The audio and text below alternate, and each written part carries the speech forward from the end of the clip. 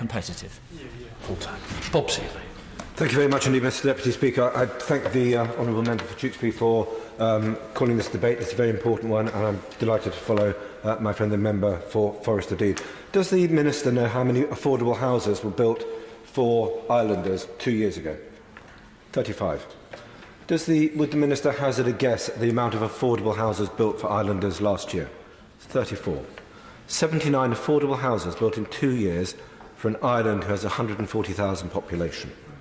This is utterly unacceptable, and it is proof of a system in need of reform, and judging by the many voices here, in need of much greater local flexibility and the support from government that would entail. I'd like to briefly outline the problem and then suggest a few thoughts locally and nationally. The Isle of Wight needs, like many areas, sustainable, intelligent and sensitive regeneration to drive economic and social development. The current housing system, I believe, does not serve the island well. It's a system of developer-led housing which generates only a small number of affordable houses. It fails to deliver the right type of housing. It's not sustainable. It encourages urban sprawl and all the transport problems that my honourable friend for Bolton West and others have identified.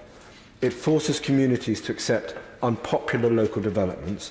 And in a place like the Isle of Wight, which has a visitor economy and an important tourism industry, greenfield development actually damages our economy.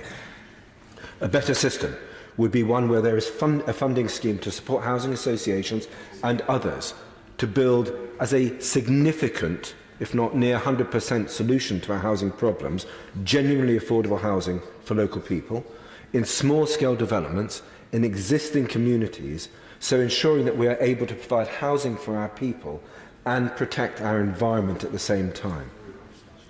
The wrong type of housing actually damages our society, because what developers want is not what my constituents need. It's not designed for local people, and even so-called affordable housing, frankly, isn't really affordable on many people who earn the island average wage.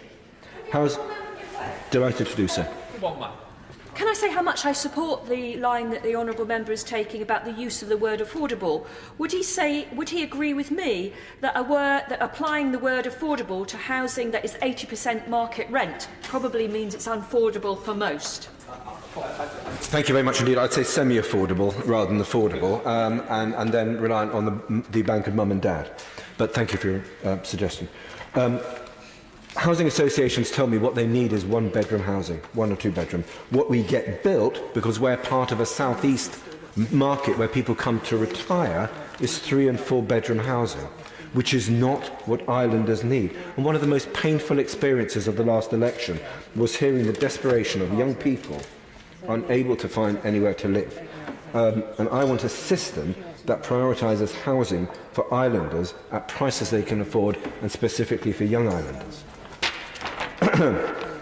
Indeed, research commissioned from the House of Commons Library by me a few months ago shows that increasing our population on the island has not led to an increase in prosperity. Quite the opposite. Our GDA per head has actually mildly gone down since 2000, whilst the adult social care costs threaten to bankrupt us on a near annual basis.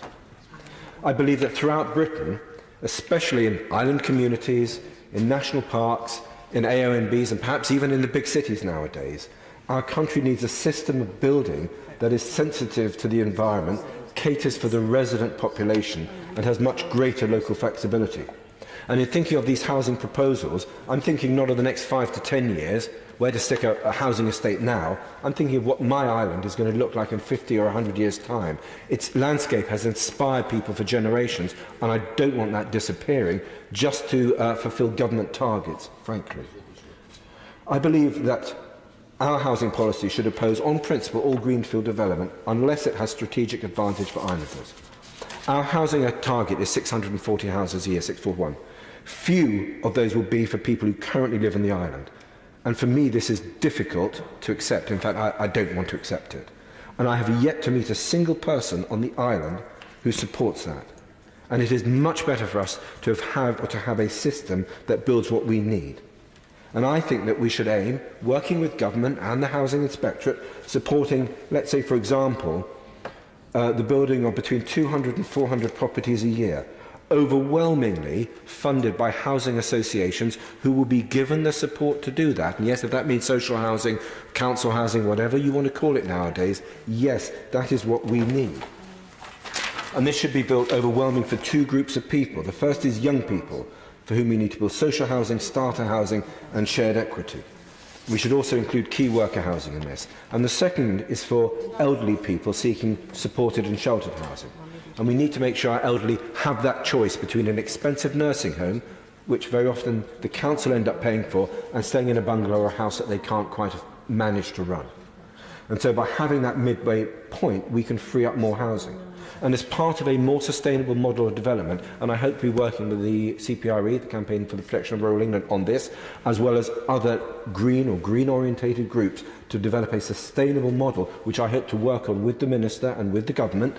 I envisage that some of that housing, that let's say an old lady or an old gent moves out of, potentially a bungalow, could be then could be purchased by a housing association, who would then have a planning assumption to be allowed to repurpose that building, perhaps by adding a second storey or creating two properties on that site.